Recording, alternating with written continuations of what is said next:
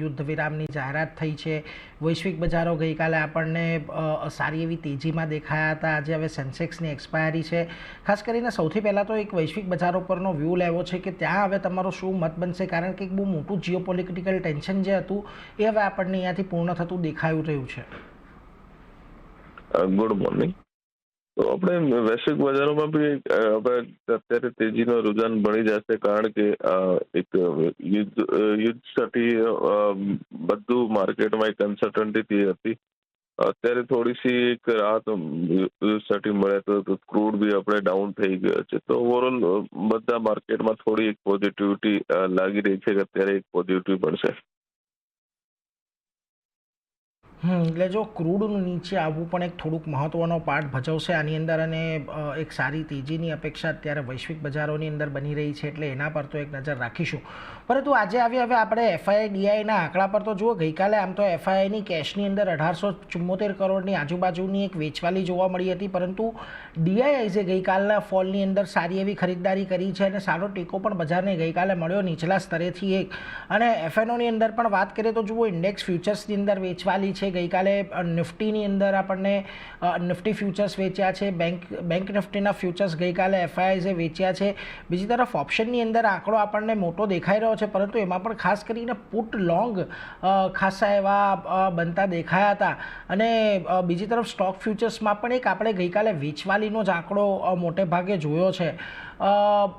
લાગે છે હવે આજની કોઈ પરિસ્થિતિમાં ને કારણે આ બધી પોઝિશનો આપણને આજના જ દિવસે કદાચ અનવાઇન્ડ થતી દેખાય, કારણ કે જો ગઈકાલે બધી નેટ શોર્ટ પોઝિશન હતી એની સામે આજે બજાર એક સારા ખુલવાના સંકેતો આપી રહ્યું છે, એટલે કદાચ આજે અનવાઇન્ડિંગ વધે અને આજના દિવસમાં આપણને અહીંયાથી લોંગ બનતા જોવા મળે। શું પરિસ્થિતિ તમે અત્યારે આંકી રહ્યા છો આ આંકડાઓને લઈને?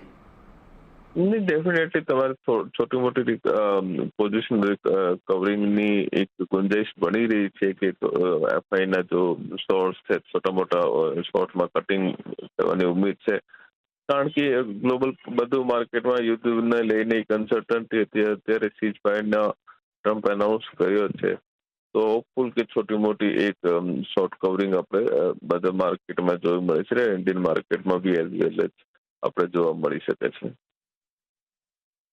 એટલે જો ખાસ કરીને અહીંયાથી આજના આંકડાઓ થોડા મહત્ત્વના તો છે, પરંતુ જે પ્રકારે બજારનો મૂડ આજે ચેન્જ થવાની વાત છે, એટલે કદાચ આપણને અહીંયા પણ એક બહુ મોટું અનવાઇન્ડિંગ થતું જોવા મળે શોર્ટ પોઝિશનોનું પણ, એટલે એના પર એક ખાસ ફોકસ અહીંયાથી રાખવાનું છે। પરંતુ મુખ્ય વાત હવે આવીએ આપણે નિફ્ટીની ઉપર। આપણે લગભગ 31 સેશન અને 1.5 મહિના જેવો સમય થઈ ગયો છે કે જ્યારથી 24,500ની ઉપરનું બ્રેકઆઉટ આવ્યું છે ત્યારથી 24,500 ઉપરમાં 25,200 આ એક રેન્જ નિફ્ટીની બની ગઈ છે। અત્યારે ગિફ્ટ નિફ્ટી તો આપણને 25,200ને પારના એક સંકેતો આજના દિવસમાં આપી રહ્યું છે। કઈ રીતે આજે હવે અહીંયાથી લેવલ્સ વોચઆઉટ કરવા જોઈએ લાગે છે તમને? જે પ્રકારે 25,200ની ઉપર કોલ રાઇટર્સ ઊભા છે, 25,000 પર જે પ્રકારે કોલ રાઇટર્સ ઊભા છે આજના દિવસમાં, 25,200ની ઉપર આજે માર્કેટ ટકશે।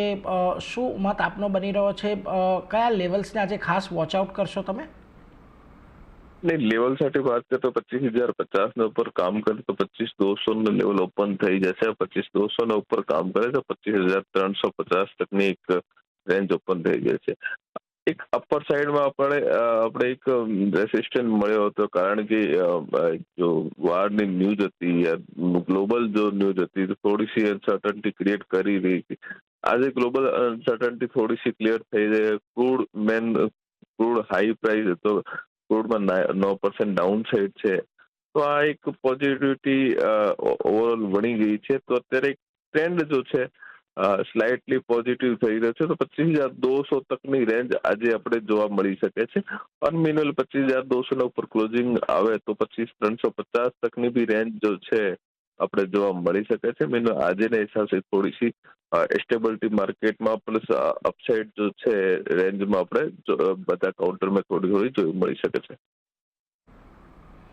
એટલે જો અપસાઇડ તો બધા કાઉન્ટરમાં આપણને આજના દિવસે જોવા મળી શકે છે, એટલે એના પર એક ફોકસ ખાસ કરીને રાખતા રહીશું।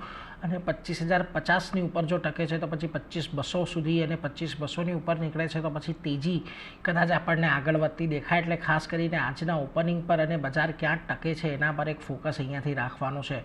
બીજી તરફ જુઓ તમે નિફ્ટી બેંકની અંદર પણ કંઈક સિમિલર વ્યૂ જ આપણને બનતો દેખાયો છે.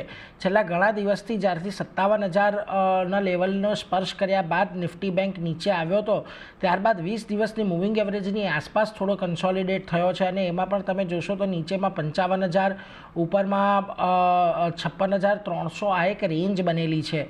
ગઈકાલનું ક્લોઝિંગ પણ આપણને 56,000ની ઉપર જ જોવા મળ્યું હતું.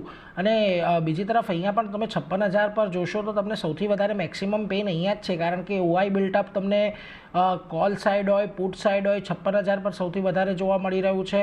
આ ઉપરાંત તમને એક મોટું કોલ રાઇટિંગ 56,500 પર જોવા મળ્યું છે. બીજી તરફ 57,000 પર પણ એક કોલ રાઇટિંગ મોટા પાયે છે.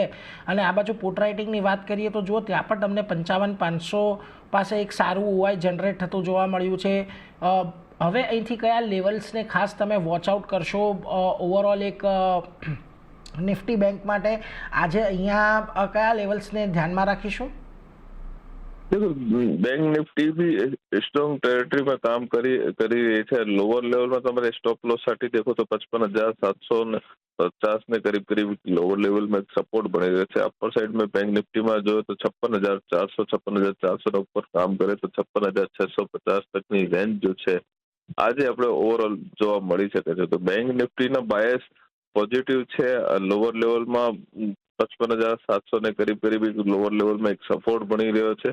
તો અપર સાइडમાં એક જો તો તમારે 55,400 55,650 તકની રેન્જ જો છે આજના દિવસોમાં બની શકે છે, કારણ કે ગ્લોબલ પોઝિટિવ છે और छोटी मोटी अपसाइड जो છે બેન્કિંગમાં આપણા જો મળી શકે છે. મીનવેલ HDFCમાં સાથે બી પોઝિટિવિટી ચાલી રહી છે. તો બધામાં થોડોસો બ્રેક લાગી ગયો હતો, પણ આજે એક ફ્યુલ બધા માર્કેટમાં થોડીસી જોઈ મળી શકે છે. તો મારા હિસાબથી 56,400 56,650 તકની રેન્જ આજે જોવા મળી શકે છે. 56,650 સુધીની એક રેન્જ આજે તમને અહીંયા જોવા મળી શકે છે. આમ પણ 56,500ની પાસે આજે તમને એક સારા એવા લોંગ કવર થતા દેખાયા હતા ગઈકાલના દિવસે. એટલે કદાચ અહીંયાથી આપણને આ 56,500 તૂટીને પણ આગળ વધતું જોવા મળે એટલે એવી એક અપેક્ષા છે. એટલે એના પર એક ફોકસ રાખીશું. નીચેમાં 55,700ની આજુબાજુનો એક સપોર્ટ તમારે ધ્યાનમાં રાખવાનો છે.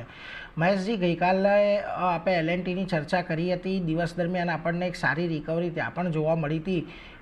ખાસ કરીને આજે હવે કયા સ્ટોક પર નજર રહેશે અહીંથી? બે કાઉન્ટર છે જ્યાંથી એક તેજીનું ધ્યાન પડી રહ્યું છે. એક હિન્ડાલ્કો છે. હિન્ડાલ્કોના ટેરિટરી એક મજબૂત ટેરિટરીમાં કામ કરી રહ્યો છે. તો હિન્ડાલ્કો એ રેન્જમાં બાઇંગ કરી શકે છે. મીનવેલ સ્ટોપ લોસની વાત કરીએ તો બિલો 640 ને બિલો એક સ્ટોપ લોસ રાખી શકે છે. અપર સાઇડમાં 674 685ની રેન્જ જો છે આપણે હિન્ડાલ્કોમાં જોઈ શકે છે. मीनवेल सेकंड स्टॉक છે રિલાયન્સ છે. તો રિલાયન્સમાં બી એક કાફી દિવસથી એક ટેરિટરી પોઝિટિવ બની રહી છે. તો રિલાયન્સમાં બી એક ધ્યાન તેજીનો છે. તો ઓવરઓલ રિલાયન્સ બી અહીંયા લેવલથી અગર 1445 થી 1450-60ની રેન્જ જો છે આ રેન્જ બાઇંગની રેન્જ છે. તો અહીંયા લેવલથી બાઇંગ કરી શકે છે રિલાયન્સમાં. और मीनवेल स्टॉप लॉस ની बात करें तो 1428 ने करीब स्टॉप लॉस बनी રહ્યો છે. અપર સાइड में 1480 1500 તકની રેન્જ જો છે રિલાયન્સમાં આપણે જોવા મળી શકે છે. તો બે કાઉન્ટર છે જ્યાં તેજીનું ધ્યાન બની રહ્યો છે. તો ધ્યાન રાખી શકે છે. પસંદગીની વાત કરીએ નીરજ, તો હું કોઈ ટ્રેડિંગ કોલ સજેસ્ટ નથી કરી રહ્યો અત્યારે આ લેવલ પર, પણ હું જે કોલ સજેસ્ટ કરી રહ્યો છું એ મીડિયમ ટર્મ માટેનો છે. એક સારી મોમેન્ટમ આપણને આવનારા દિવસમાં પર્ટિક્યુલર કાઉન્ટરમાં જોવા મળી શકે. 1570ની અરાઉન્ડ આ કાઉન્ટર ટ્રેડ કરે છે. નામ છે સ્ટોકનું હેવલ્સ. અને હું કહીશ કે ટ્રેડિંગ માટે અત્યારે આ સ્ટોક સારો નથી, બટ હા, બોટમ પર અત્યારે સ્ટોક ટ્રેડ કરી રહ્યો છે. બ્રેકઆઉટ આપણને ઇમિડિયેટ બેસિસ પર જોવા મળી રહ્યું છે. અને આવનારા દિવસોમાં આ કાઉન્ટર આપણને 2,000 સુધીના પણ લેવલ બતાવી શકે છે. પણ ઇમિડિયેટ જે ટાર્ગેટની વાત કરીએ, સૌથી પહેલા એસએલની વાત કરી લઈએ. એસએલ શોર્ટ ટર્મ માટે જે મેન્ટેન કરીને 40,1510નો છે. 4%ની અરાઉન્ડ એસએલ છે. ટાર્ગેટની વાત કરીએ 1615નો પહેલો ટાર્ગેટ છે અને એ જો બ્રેક કરે છે નીરજ, તો આ કાઉન્ટર આપણને 1700 સુધીના પણ લેવલ બતાવી શકે છે. એટલે 60% સુધીના રિટર્ન તમે એક્સપેક્ટ કરી શકો છો. તો હેવલ્સ પ્રેઝન્ટ લેવલથી ખરીદારી કરીને ચાલવાની સલાહ રહેશે. અને આ એક પરફેક્ટ કાઉન્ટર છે તમારે પોર્ટફોલિયોમાં જો આ કાઉન્ટરને એડ કરીને ચાલવું હોય તો, કેમ કે સારા રિટર્ન, સારું બેલેન્સ, ડાયવર્સિફિકેશન તમારા પોર્ટફોલિયોને આપી શકે છે. અને બીજું જે છે એ સેમ કેટેગરીનું છે, વોલ્ટાસ છે. તમે વોલ્ટાસનો ચાર્ટ જુઓ જે પ્રમાણે અત્યારે કાઉન્ટર ટ્રેડ કરી રહ્યો છે, મને એવું લાગે છે કે આવનારા દિવસોમાં ઘણી સારી મોમેન્ટમ વોલ્ટાસમાં આપણને જોવા મળી શકે છે. બંને સેમ કેટેગરીના છે અને બંને સ્ટોકમાં સારી મોમેન્ટમ જોવા મળી શકે છે. 1360 ની અરાઉન્ડ અત્યારે વોલ્ટાસ આપણને પ્રી ઓપનિંગમાં ટ્રેડ કરતો જોવા મળી રહ્યો છે. એસએલ ની વાત કરીએ તો જે અત્યારે એસએલ આપણને જે એસએલ અત્યારે આપણે મેન્ટેન કરીને ચાલ્યું છે 1240 નો છે. ટાર્ગેટની વાત કરીએ તો ઉપરમાં 1360 નો પહેલો ટાર્ગેટ છે અને 1360 જો બ્રેક કરે નીરજ તો 1445 નો બીજો ટાર્ગેટ પણ આપણને આ કાઉન્ટર બતાવી શકે છે. એટલે તમે 10% સુધીના રિટર્ન આ કાઉન્ટરમાંથી એક્સપેક્ટ કરી શકો છો. તો વોલ્ટાસ અને હેવલ્સ બંને તમે તમારા પોર્ટફોલિયોમાં એડ કરીને ચાલી શકો છો. બે સ્ટોક આઈડિયાઝ રહેશે. એક છે ઓબ્વિયસલી મેટલ પર્સપેક્ટિવમાંથી હિન્ડાલ્કો, જે ગઈકાલે જ આપણે સેશનના અંદર થોડી મોમેન્ટમ બિલ્ડ થતા જોવા મળી છે. સ્ટોકમાં 20-day RSI પોઝિટિવ જોવા મળી છે અને જે હિસાબે ડેમાં પણ 20-day ડેમાં પોઝિટિવ જોવા મળી છે અને ટ્રાયંગલ સિમેટ્રિકલ બ્રેકઆઉટ જોવા મળી રહ્યો છે હિન્ડાલ્કોના અંદર. તો મારા ખ્યાલથી 652 ના સ્ટોપ લોસ સાથે 702 ના લક્ષ્ય માટે હિન્ડાલ્કો મારી ફર્સ્ટ પિક રહેશે લોંગ કરવા માટે.